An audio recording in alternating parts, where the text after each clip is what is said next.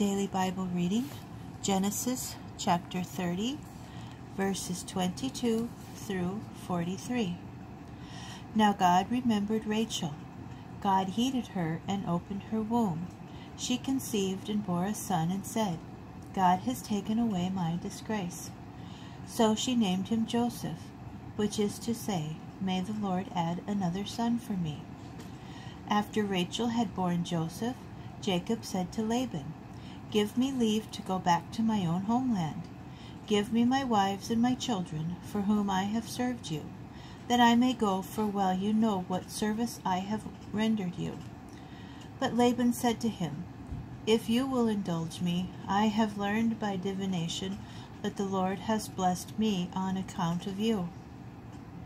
And he continued, Name the wages due from me, and I will pay you.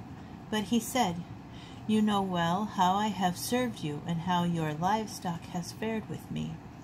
For the little you had before I came has grown to much, since the Lord has blessed you wherever I turned. And now, when shall I make provision for my own household? He said, What shall I pay you? And Jacob said, Pay me nothing. If you will do this for me, I will again pasture and keep your flocks. Let me pass through your whole flock today, removing from there every speckled and spotted animal, every dark-colored sheep and every spotted and speckled goat. Such shall be my wages. In the future, when you go over my wages, let my honesty toward you testify for me. If there are among the goats any that are not speckled or spotted, or any sheep that are not dark-colored, they got there by theft. And Laban said, Very well, let it be as you say. But that same day he removed the streaked and spotted he-goats and all the speckled and spotted she-goats, every one that had white on it, and all the dark-colored sheep, and left them in the charge of his sons.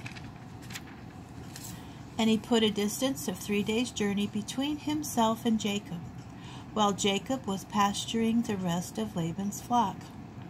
Jacob then got fresh shoots of poplar, and of almond and plane, and peeled white stripes in them, laying bare the white of the shoots.